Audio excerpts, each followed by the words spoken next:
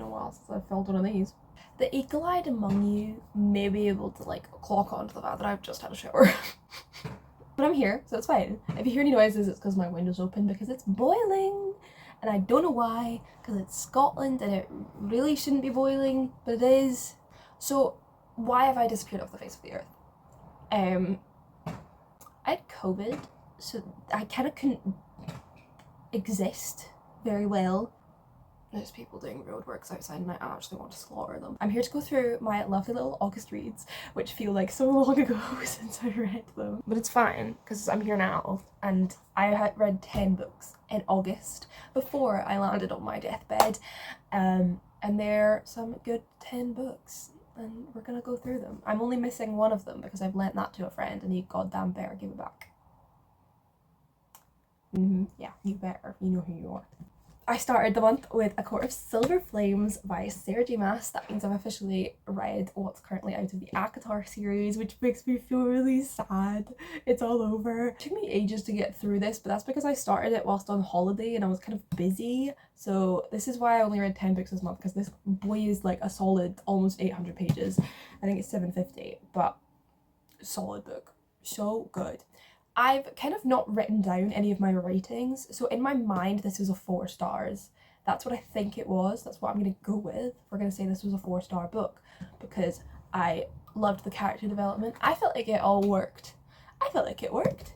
Some people have been saying that like, oh, but the gal's character development came out of nowhere, and I'm like, oh. I mean, it's 750 pages, it didn't exactly come out of nowhere. Came out of the 600 pages before it. Also, I managed not to crack the spine. Some would say I'm very talented.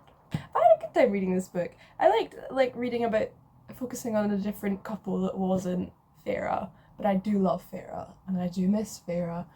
I'm kind of not the biggest fan of the pregnancy trope. I don't know why. It's not for me. So I'm just kind of. That part of the story was a part of it, and I can't say much more, but it was there.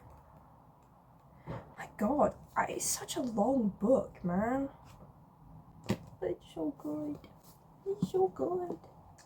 I loved the friendship that... I don't know if it spoils... Well, everyone knows this is about Nesta. I love the friendships that Nesta made with the gals. That little trio has my heart. Oh, sod it. It's 4.5. It's gotta be 4.5, doesn't it? Yeah. Maybe 4.25. 4.25. 4.25. Anyway, in red, Everybody or Everyone in My Family Has Killed Someone by Benjamin Stevenson.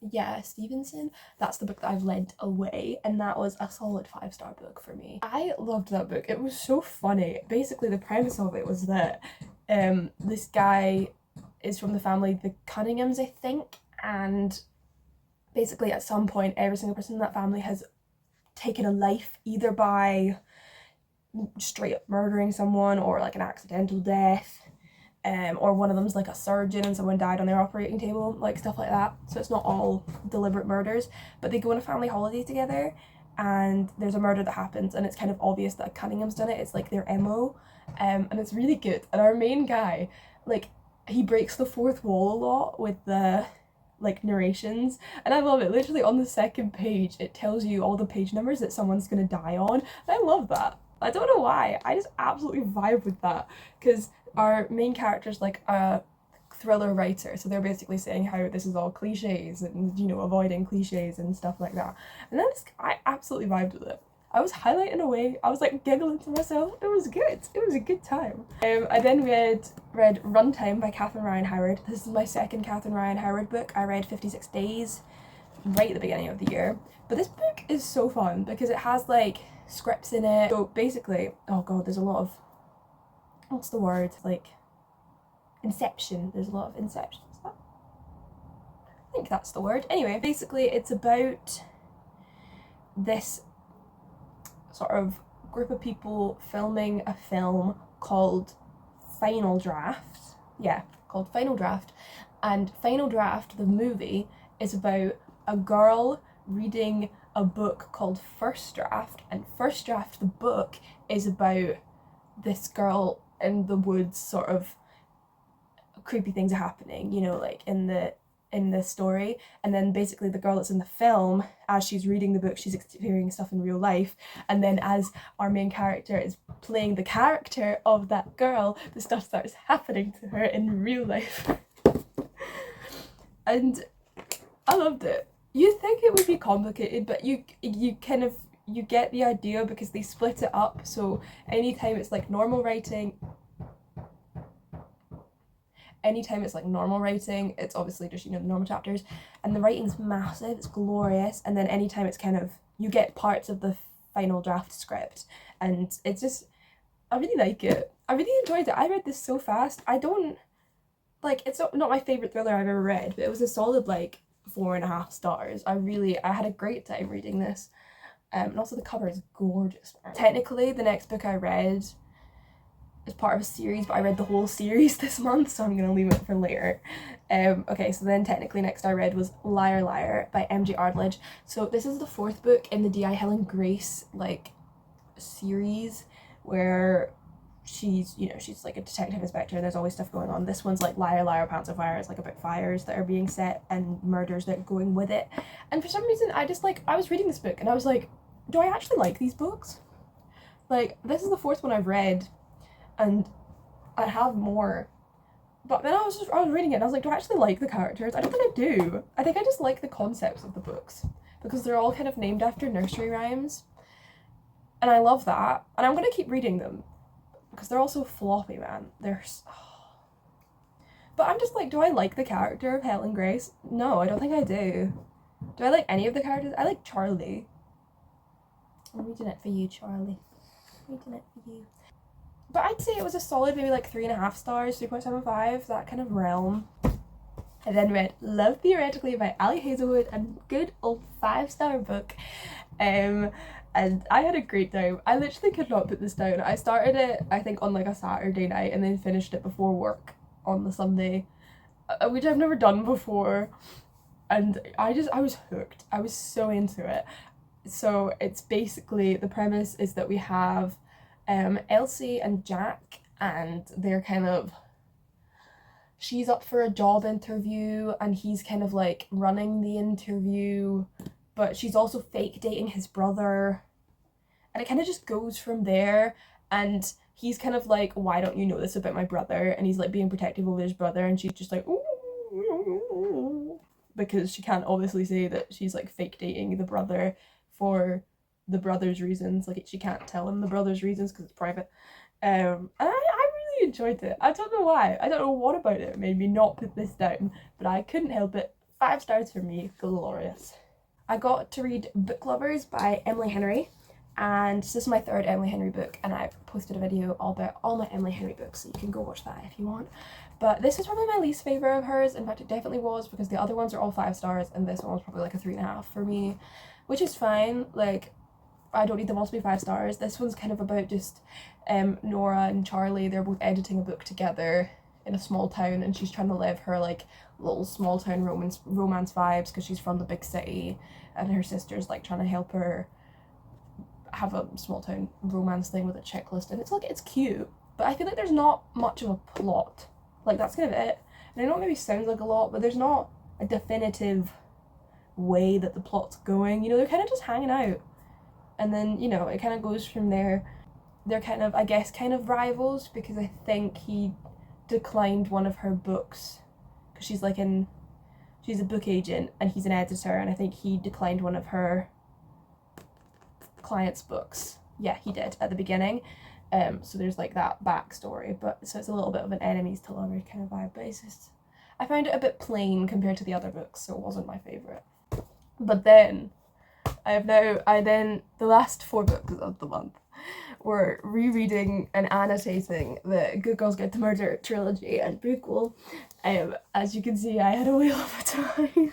I got through it individually, but my plan is to, like, I want to make a murder board that covers everything in the series, so I reread them and annotated them accordingly to, like, different topics.